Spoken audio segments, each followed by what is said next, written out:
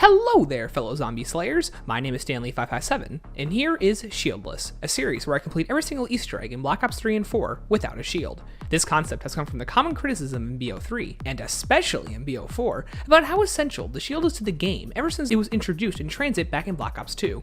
In each episode, I'm going to be completing a main Easter egg without the shield.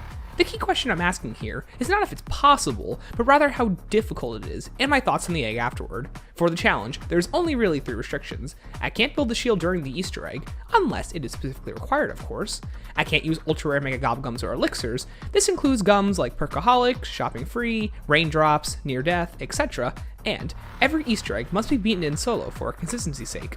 Other than that, everything else is fair game, as I feel that anything the game offers to you should be used to its fullest extent as the developers intended. The exceptions are ultra rare mega gobblegums, because they break the game. Also, each map will be rated on a scale of 1 to 10, with 1 being super easy and 10 being super difficult. With all that out of the way though, let's begin. So, I'm going to be absolutely truthful with you. Things have got way too far out of control. This isn't any vague evil. We're talking about the Apothecons, the most powerful and evil entities in all the existences that ever existed. And now they're here, in our perfect world. I'm not going to sugarcoat things. It's a fucking shit show. I'd give the map about an 8 out of 10. Surprisingly, Revelations was an extremely difficult Easter egg, and that's mainly because I had to complete it in solo, but we'll get to the issues I ran into later. The gobblegums I ran were Extra Credit, Immolation Liquidation, Fatal Contraption, Alchemical Antithesis, and Unquenchable. This egg took me 3 separate tries to complete, with the first try ending in an absolute disaster during the Little Arnie step, the second one I accidentally deleted, and the third one where I finally won. But not without a fight from the Easter egg itself. The map can be very easy with a Thunder Gun, but I still had plenty of close calls that made the Easter egg feel even harder than Go Rod at some points, which I don't even know was possible. But with all out of the way though, let's just get right into it. Spawning in, I collected the 100 points from Quick Revive and began the Corruption Generator. Now, I always try to do this without kills because you never know if it's your max ammo challenge, and the first one is easy enough to test out that theory on. Sadly, I only ever got it on my first run through, and not the winning one. After absolutely missing half a clip on a single zombie, I worked my way through round 1 and shot at the gravestones. Don't forget the order, it is 2, 3, 1, and then 4. It's definitely a really weird way to open an Easter egg, but trust me, this quest is just absolutely full of crap like this. On round 2, I finally got my immolations and opened up to the Generator 3 area in the Origins part of the map. With them, I was able to get the Dingo, the Ragnarok GG4s, and the Apothecon Servant on my last possible hit. I then collected the Keeper Protector piece and started the second Corruption Generator. While on the topic of the generators, it's weird that Treyarch concluded these defense survival missions in 4 out of the 6 maps throughout the BO3 lifecycle. You have the rituals from Shadows, the skull rituals from Zetsubo, the Groff modules, and the corruption generators. It's really weird, but hey, if it ain't broke, don't fix. On round 3, I finally got the one true staple for this challenge, Extra Credit. You can't go wrong without it. Now, Extra Credit is extremely important on this map because of the Keeper Protector step coming up soon, and we'll need all the money we can get since he costs 5,000 points. Round 3 mostly ended up going by really quickly to make the most use out of the double points I got, as I could, and on round 4, I then began the third Corruption Generator. It's weird how much easier the third one is, because all you have to do is fight the weaker Keepers instead of the Furies. But whatever. I then collected the second Keeper Protector piece, then proceeded to jump over to the final island and begin work on the fourth Corruption Generator. The Dingo made it another easy completion. Now, there were a few more things I could do along the way. I collected Jug from Noct, and then locked the Apothecon with the Death Ray Trap. While inside, I freed the Pack-a-Punch. The Apothecon is a really cool area of the map, but boy oh boy, did I grow tired of it by the end of this. Along the way, I also began collecting the blue rocks to upgrade the Apothecon Servant. Because of course, Treyarch, it makes obvious sense to shoot 5 random rocks floating around in space in a map full of floating rocks in space. What an easy upgrade process. I then ran back to the Horizon Rock to collect the final Keeper piece, and began the hunt for the tiny rock. I then found it on the way to the mob to the Varuk jump pad. Yeah, this step is big poop. I mean, look how tiny that is. How are we supposed to figure this out? Whatever, I'm just glad that Treyarch has yet to make an Easter egg as nonsensical as this one at this point. Round 5 went by without an issue, and I bought Speed Cola along the way. On round 6, the Parasite round began, and now I can show you why we needed all those points. The Keeper Protector can be very difficult in solo, and if you're not prepared, it will be impossible to protect him as he's performing his dance for exactly 3 full minutes. This can be difficult as all zombies in the map are attracted to him, and you must defend him for the full time to complete the step. This can be easily bypassed though in co-op by having all players sit with the zombie in the Apothecon, while one player sits with the Keeper until he's done dancing, as the zombies in the Apothecon will become confused and remain stuck until the dance is complete. Now, we can't do that in solo, as the zombies will quickly avoid the player and spawn on the Keeper. But the attraction only applies to every other enemy type except the parasites. So the solo strategy is to spawn him at the beginning of the first parasite round at around round 6 or 7, whenever it happens, and then complete this step as quickly as possible to avoid any issues, either that or you'll be in for a very fun defense sequence. Make sure not to kill the last parasite and you'll be done in no time. I mean, come on, look at the schmooze this man's got. Don't forget to place the reel and knock too, so you can begin the next step. I then spent the next few rounds building points, applying quick revive, stamina up, and collecting a second immolation to get the Arnies. Also, on round 9, I finally pack-a-punched the Apothecon Servant, and got a really cool pop camo too. With the second immolation, I got the little Arnies fairly quickly, and then almost went down to the last zombie. But hey, it wouldn't be Black Ops 3 without getting caught on the last zombie.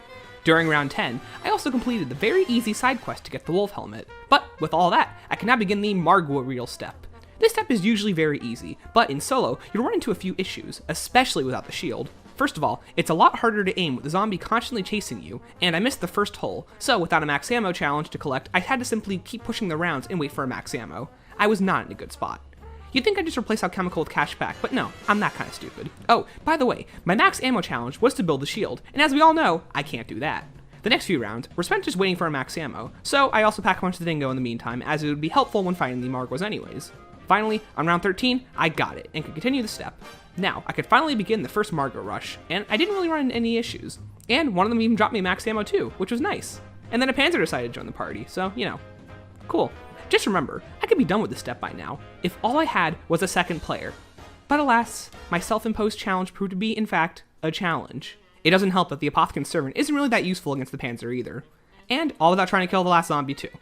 And then the last zombie died. On the second set of Margwa holes, I somehow lost track of which ones I had already done, and then I proceeded to flip the round and mess up throwing my little Arnies again. This is just not my day. There's not much to say except for the Panzer that spawned in around 19, and then the Margwa that soon followed. Although, I finally did get that max ammo I needed. But, because I didn't want to end the round, I tried to knife the zombies one by one, and then got stuck on one of the two pillars that was behind me. Thankfully, I had some small back pocket change of about, 40,000 points, not much, and bought all my perks back. So, because I left the Apothecon, I had to go back in and throw my little Arnies into the second set of holes again. Thankfully, I threw them in the correct holes and then killed all 3 Margwas without ending the round. I then did the funny trick where you can kill him while he's spawning in. Haha, pranked. While I'm writing this down, I wonder if pop shocks would have been useful, but whatever. Thankfully, one of them did drop me max ammo, and I easily finished off the third wave of Margwas without a single issue. Finally, after almost a full 10 rounds, we get the second reel. I then placed it in the radio and Kino, and now I can begin the worst step of all time, the bone step. I hate this step, simply because Jason created it because he wanted the hunt to take longer, and that should not be how you design an Easter egg. It should be what would be fun, not what would take them a terribly long amount of time to solve. Well, at least it's somewhat easy once you know where they all are. The first one I got was on the wall run, and it is the only location I can kind of guesstimate, but whatever, you can see it kind of floating out right there. The second one is in Shangri-La above the stamina machine, and with this one you can easily see the rock you're supposed to be shooting. The third one I went for was in Noct, and of course the rock blends into the background. Who would have thought? It's almost like there's rocks everywhere. Now, the one in Spawn was one I notoriously had a hard time finding back in the day, but let me show you this quick and easy trick that, not many YouTube videos for some reason don't show you that well. Crouch right here next to the pillar, and then aim higher than you'd think. And as you can see, it is clearly this jagged rock right here. The fifth one was in Verrückt, and it is this tiny rectangle hanging out in the background. And the final rock in Origins has made for a great Liam for the winter joke. You gotta find 6 different rocks hidden around the map, and each one includes a piece of a skeleton. There's one right here in Origins. Go ahead and find it. After shooting the final rock, we can now head back into the Noct area and shoot the pile of bones with the Apothecon Servant, which then spawns a body that we can shoot again, and that spawns the third and final reel. Revelations, everybody. The best Easter egg next to Attack of the Radioactive Tragedy and Burger Town. The one where you make a burger for a robot. I then placed the final reel in Origins, and then used my Quenchable to buy Widow's Wine. I don't really feel like writing anything here, so I can fit all the footage of me shooting the corruption engines, so just assume I've shot all 4 of them off their effective rocks at this point. After spawning in Sofia, I walked over to the teleporter and then collected the Wisp at spawn. The Wisp Easter egg. The best cross-map Easter egg that we've ever gotten. It gives us pack-a-punch guns from the walls, the box, and a sword. But hey, you can only use it on the easiest map, and only once you've completed over half of the Easter egg, and only in Revelations, you know, the map where that's totally needed because we have the Apothecant Servant and the Thunder Gun. Thanks, Treyarch. Oh, I also collected my free perk bottle from the wall run and got Mule Kick, which was surprisingly more useful than I thought it would be. While in the house, I input the Wisp into the box and collect the Chronorium. Now, I thought I was home free at the second half of this Easter egg is relatively easy, but then came the Easter egg hunt step. Now, for those who don't know, the Easter egg step is a relatively simple piece of the Easter egg. Find 4 eggs around the map and insert them into the Apothecant, fill them up, and find some symbols. It's usually pretty easy, and I've never had a hard time finding them, even though they can spawn in 30 different locations because they usually stand out pretty easily, and I know most of the locations off the top of my head. Right now, the recording says it is at 1 hour and 9 minutes, which is a pretty good pace for a solo run, and I wouldn't find the last egg until 50 minutes later. The worst part was just how deceptively easy I found the first 2. One was in a bucket in the DE Kino tunnel area, and the second one was in between the Zetsubo vats in Verrucht. Then, nothing. I couldn't find the other 2. I spent the next 20 minutes hopping between islands and dealing with despawning zombies until I located the 3rd egg and spawn, which was weird. I mean, it was fine. I found the 3rd egg and spawn is where I expected it to be. It seems to be, at least that my own hypothesis is that usually 1 egg spawns on each island, so you have some of a marker to figure this out on. So really, all I had to do was find the last one. But then, I needed to find the 4th egg, and let me tell you, a little Four Eyes over here had me running around the whole map for nearly 30 more minutes, until I found him hiding in the snow in Origins next to the Wunderfizz machine, a location I didn't even know existed, and neither did most of the Rush guides that came out 3 years ago either. I just don't think I could stress out how, my anger and just how long it took me to find this egg. It's so dumb. So finally, after nearly an hour, I could progress through the Easter egg. There were times where I thought the step simply broke, and I was going to be stuck with an Easter egg hunt purgatory forever. But finally, Gotama saving Demon Jesus probably thought I had enough suffering already. An egg? Huh. Wonder what's inside. Yeah, me too, Dempsey. Me too. Oh yeah, I also got the Thunder Gun on my first hit out of the box, so there was a silver lining there, I guess. But with all 4 worms, I can now get all the symbols, and thankfully, it is quite easy because the game makes a sound indicator